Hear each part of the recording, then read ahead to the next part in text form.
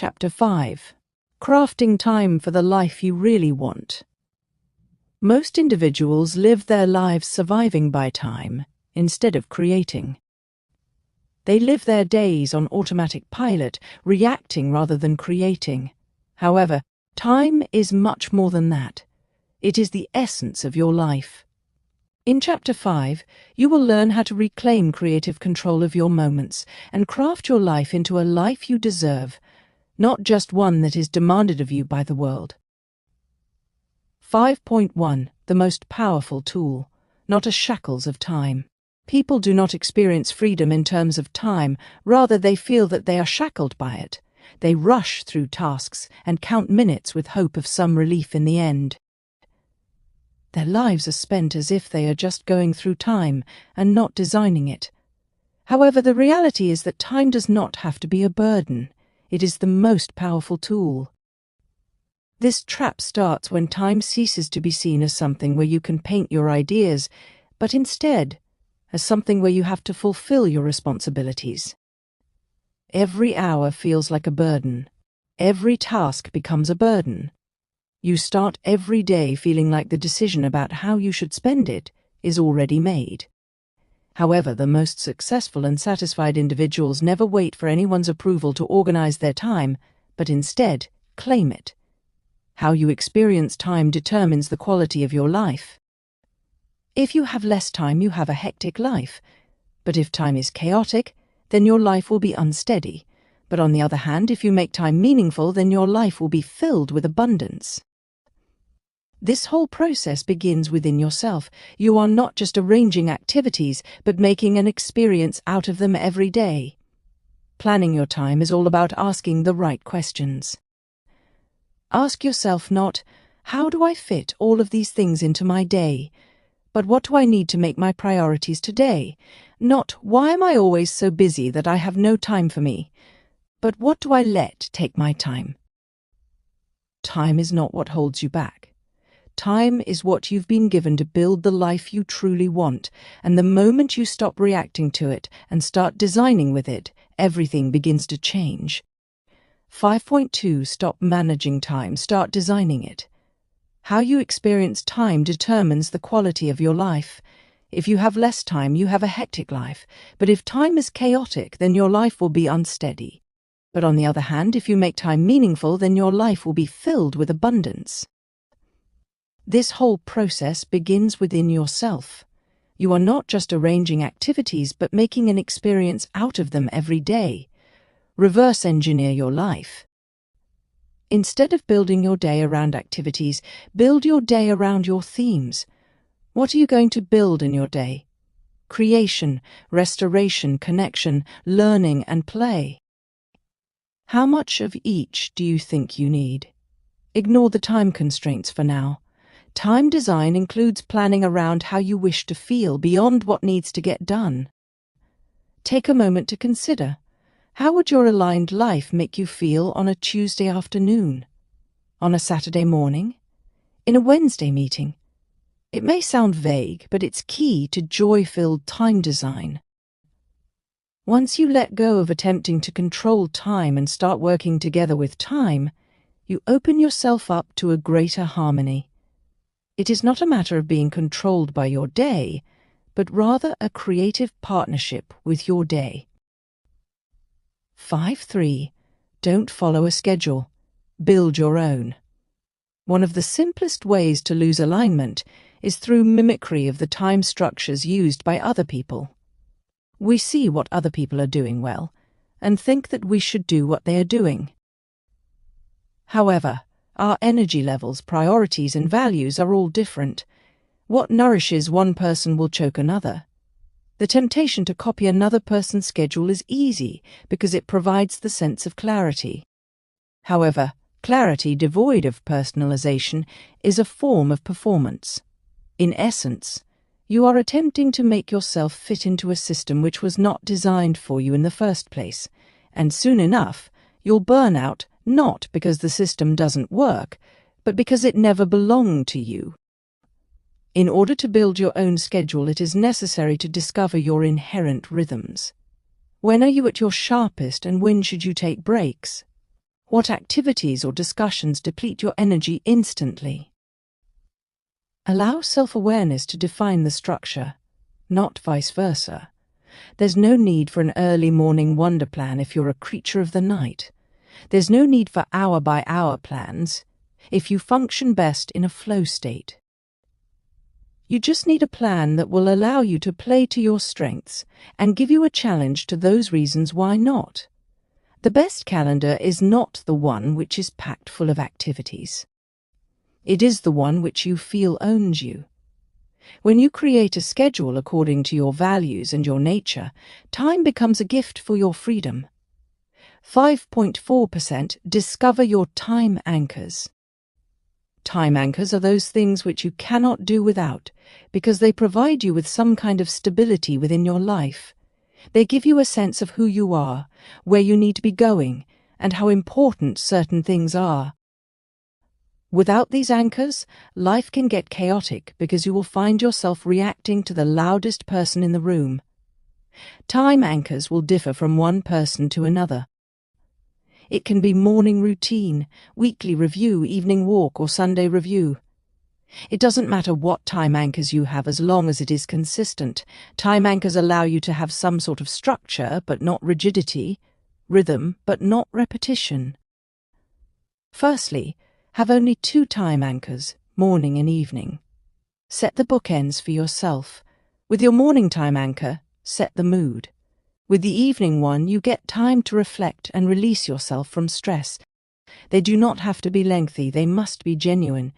You may want to add other things to your list of time anchors with time. Midday check-ins. Weekly reviews on Fridays. Vision resets each month. Each time anchor will become the moment when you pause and direct your life. Time design isn't concerned with ideal days. Time design is focused on grounded days. 5.5 Schedule time according to your core values. The schedule is truthful. No matter what you claim to be your core value, the schedule will tell the real story. There may be much discussion around family, fitness, creativity, and relaxation, but if these things don't show up on your schedule, it shows that you are not putting them as your top priority. This is not a criticism, it is merely a wake-up call. Time design is about bridging the gap between intention and doing. To begin with, identify the top 5 values that you hold dear to you. In the second step, consider the past 7 days and examine your life in terms of where you saw your values manifesting and how many hours you dedicated to them. Select one value that you want to lift up this week. Let's say it is connection. Arrange to have a coffee with a friend. Set up a call with someone who is important in your life. Schedule it just like you would set up any other meeting. Do the same with health, creativity, or peace. If your calendar is aligned to who you are, you won't feel fragmented. You'll be happier even during those tough weeks because you are not simply responding to life. You are living your life deliberately. There's no such thing as time alignment by accident. Time alignment comes when you run your life in a way that shows it has value. And it does. 5.6% opt for meaning over maintenance. There are 2 types of work in every day in front of us: maintenance work and meaning work. Maintenance work keeps your life going: emails, bills, appointments, administration. Meaning work moves you somewhere else: creation, relationships, vision, construction. People usually spend 90% of their lives working on maintenance work, waiting for a chance to do some meaning work. Meaningful work is usually quiet. It won't demand your attention like a notification or deadline. It won't make you feel instantly productive. But it's the work that creates legacy. It's what gives your time depth. And when you don't prioritize it, your life may run smoothly, but it won't feel fulfilling.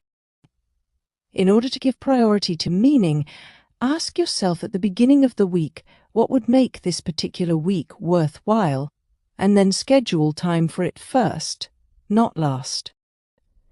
Whether you need to write a chapter, build a vision, create something new, or spend relaxed time with your loved ones, do it.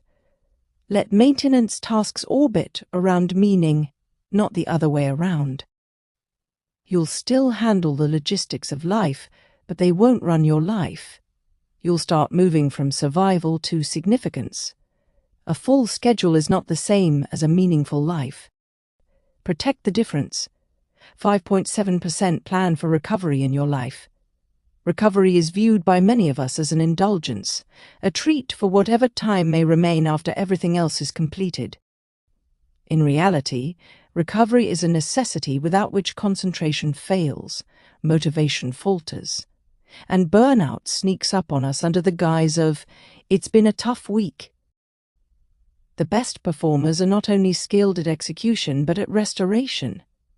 They recharge their energy just as much as they craft their strategy. The human brain was not designed to be continuously productive. You are not a machine. You are a living being that operates according to rhythms and requirements. If you wish to stay creative, focused and energized in weeks and years down the road, and not only during the current day, you need to provide yourself with breathing room.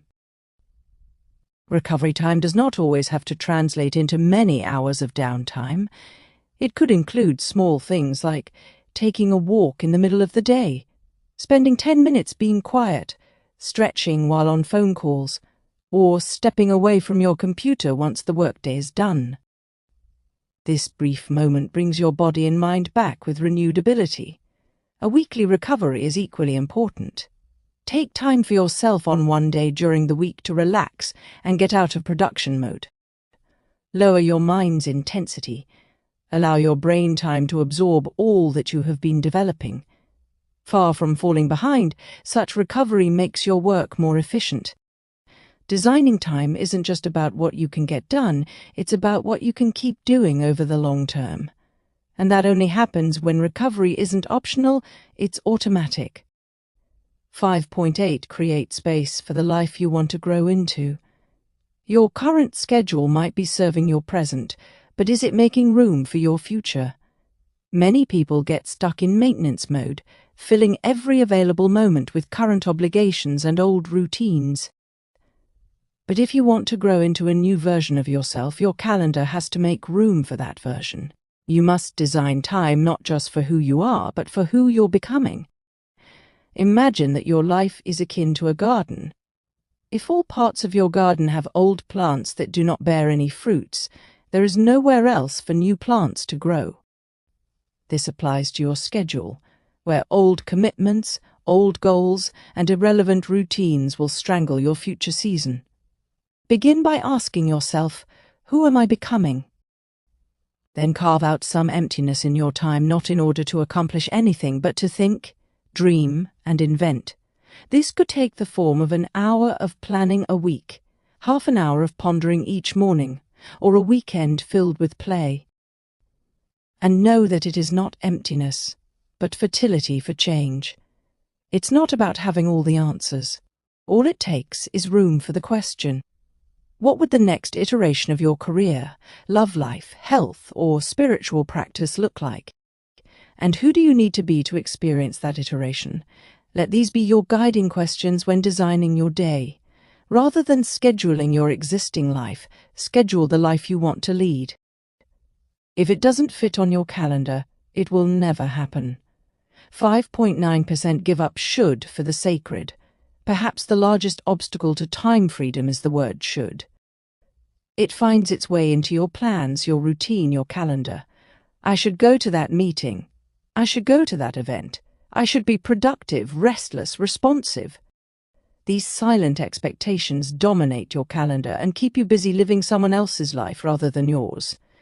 Should is insidious because it masquerades as a sense of duty. In truth, however, should usually stems from guilt, fear, or comparison. One does not usually feel recharged by a should. They feel tired, let down, or detached. When should is in charge of your schedule, it is a ceaseless list of responsibilities. You have lost sight of what is truly sacred. The transformation starts with the change of the word should into want, need, or choose. For example, when one says, I should have rest, she will change it into, I need rest. If one asks, I should be there, She will substitute it with, "Do I want to be there?" Sacred time is time that resonates with your true self. It is time spent in activities that matter. Sacred time does not necessarily have to be spectacular, it simply has to be purposeful. Sacred time will never come from burying yourself under should. It comes from making time and giving yourself the freedom to resonate. Designing sacred time means letting go of appearances. It means trusting that you don't need to do everything that's expected of you. You only need to do what reflects the truth of your life. 5.1 verse, design your weekly review. Most people at the end of the week have a tendency to reflect on their week from the perspective of a judge. Am I doing enough? Where am I falling short? Why am I lagging behind? This approach makes you feel ashamed rather than strategic. It causes you stress rather than helps you make progress. The best time leaders review their week as designers would. What a designer does not do is see a draft and exclaim, "It is broken." Instead, the designer asks, "That's interesting. What works here and what needs fixing?" This is the way you have to think about your time. Every week is a prototype. It is one possible form of the optimal flow of things. Consider the following. What was I in tune with this week? What sapped more energy than I realized? In what situations did I feel more alive? What instances were hurried or superficial? How did I discover things about myself in regards to my energy, focus, or boundaries?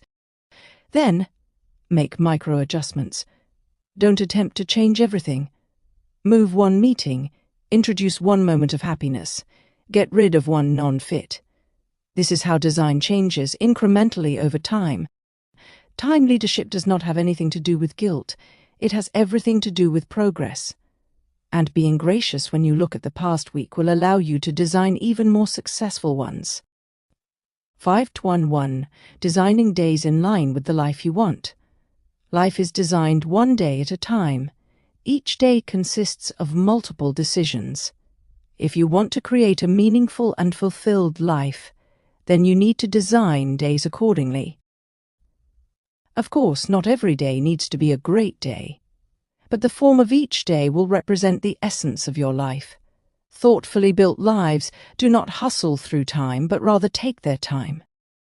They have rituals that make time meaningful and significant. They start with rituals at morning time which set the tone of the day. They have rituals during afternoons which pay tribute to your energy. They also have rituals at evening time where they close everything in thanks, rest, and peace. It starts with small steps. A single designed day in 1 week. One designed moment in one morning. One single boundary. As your steps build up, your life is going to start fitting itself out. Your life will not only be more streamlined, but also become more authentic. You would no longer need to wait for the weekends or even the next break to come. You would live your values on Tuesdays. You cannot always dictate what takes place within a day. However, you can dictate its design. And in the long run, the design will determine not only the way your daily schedule unfolds, but the essence of who you are. 5.1 to Default Mode. The death place for intentions. Default mode is where your aspirations fade away slowly, not with an explosion, but through the process of decay. Failure? No. It is the decay that occurs from going into default mode, where you make decisions automatically, react, and stick to your inborn schedules.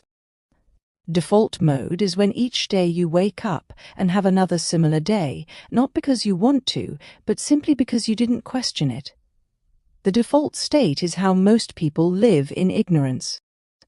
They react to messages without thinking. They agree before stopping to think. They organize their schedules based on what others expect of them, rather than what their values demand of them. Slowly but surely, they give up their sense of control. But when you live by default, even success is meaningless, because it's not the kind of success that you've chosen. In order to break free from the default state, all you have to do is disrupt the process of going through life on autopilot. You can do that by asking yourself better questions and questioning your assumptions. It doesn't require a radical change of life, it only requires disrupting the process. The moment you realize your schedule has been shaped by other people's priorities is the moment you can begin reshaping it with your own. You don't need to justify that. You need to lead it. Default mode is quiet, but so is your inner clarity if you're willing to listen. 5.13 Awareness is key to access. You cannot create what you do not know about. Awareness is the key that unlocks everything. This is what takes you out of the reactive mode into the responsible mode. Any significant development of your life always starts with greater awareness first before any other development. Awareness allows you to see the narrative your schedule is telling. Once you recognize your patterns, that is, your periods of highest when you zone in, you learn to recognize the kind of surroundings that will energize you, as well as the kind of behavior that might silently drain you. Most of all, you come to realize that there are choices available to you. You aren't helpless. You are just out of sync. Being aware is not about judging oneself, but rather connecting with oneself. This entails asking oneself whether one's time speaks about one's life and whether one lives in accordance with one's inner truth or just survives from one week to another. The more aware you are, the more exact your time will become. You don't automatically rush to do something out of urgency anymore. You're not constantly overwhelmed by distractions. You start doing things out of knowledge, and in this knowledge, new doors open up.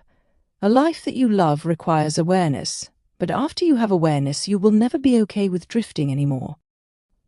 5.1% for identity before action.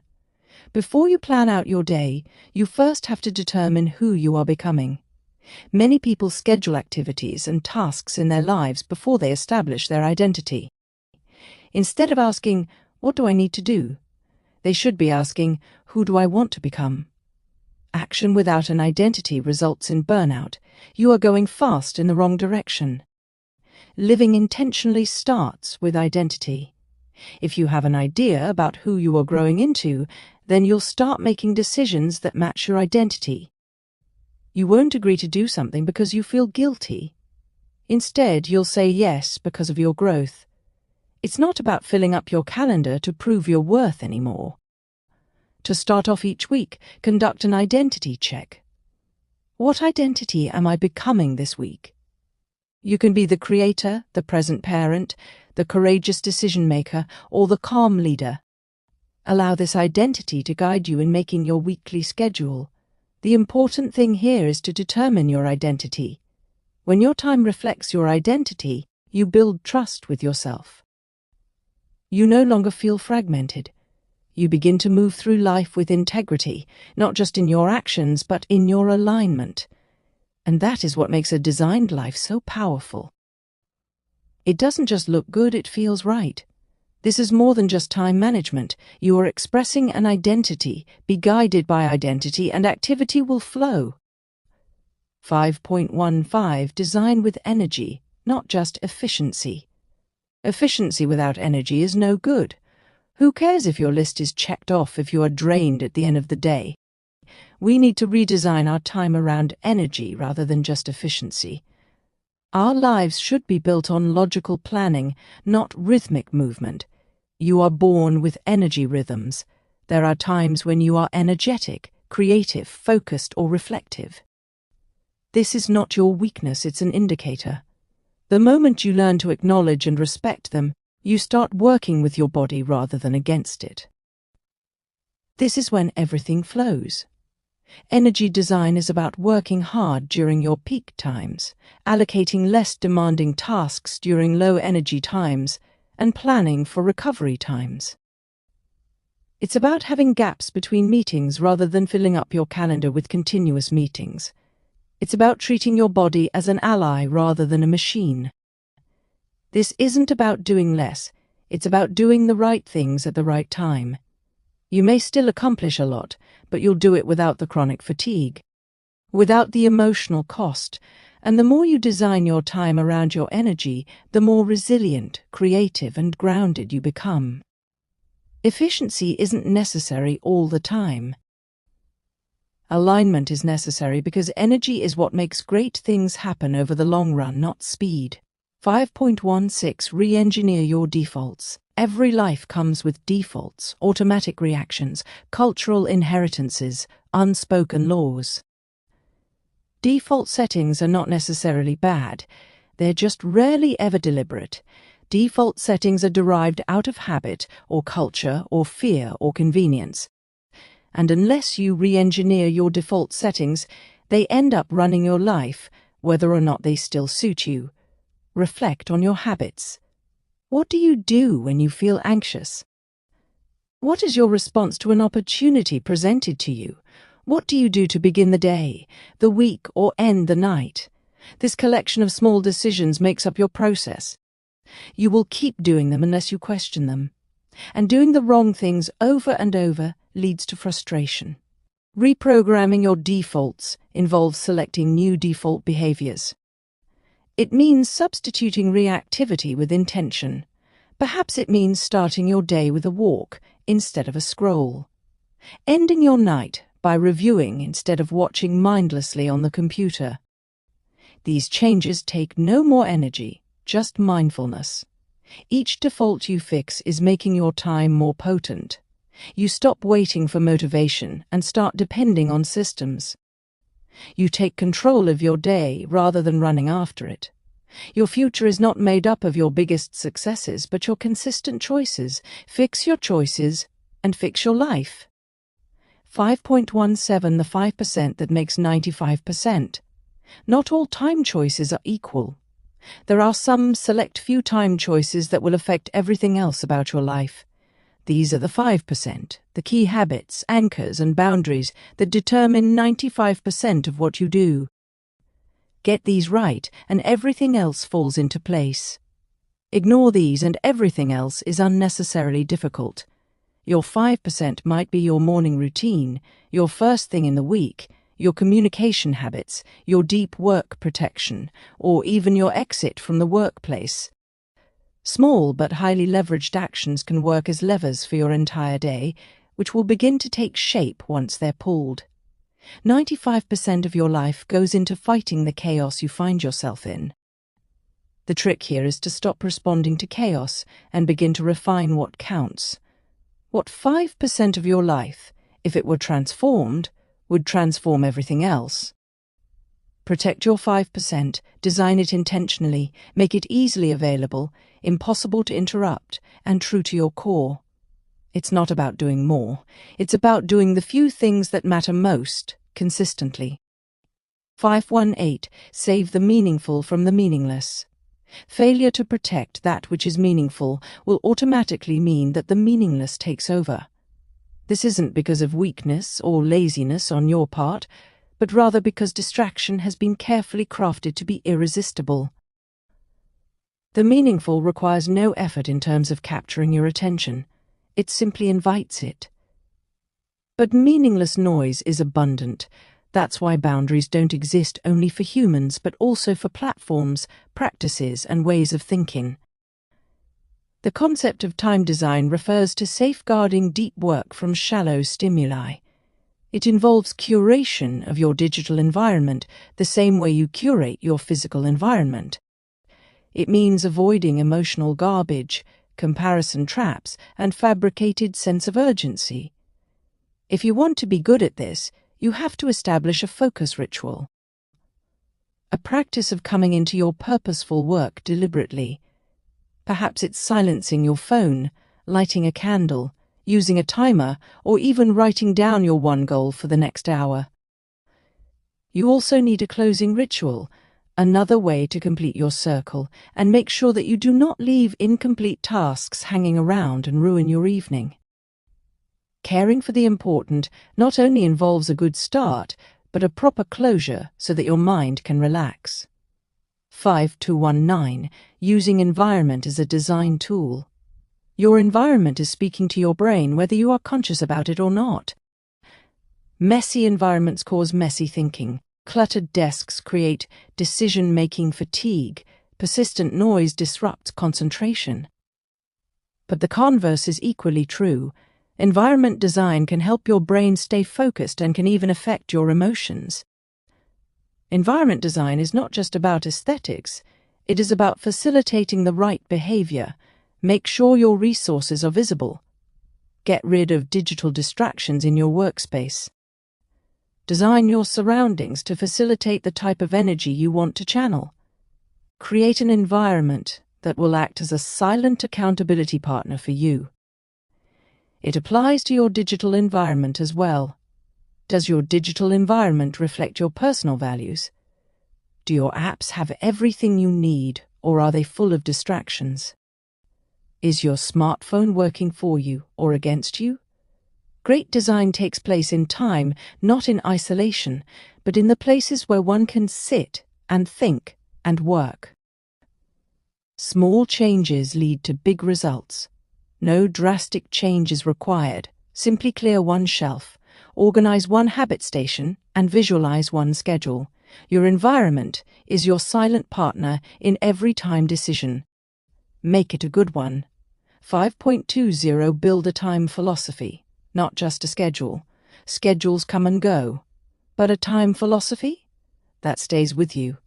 It's the internal compass that guides how you view your hours, your focus, and your decisions, no matter what season you're in.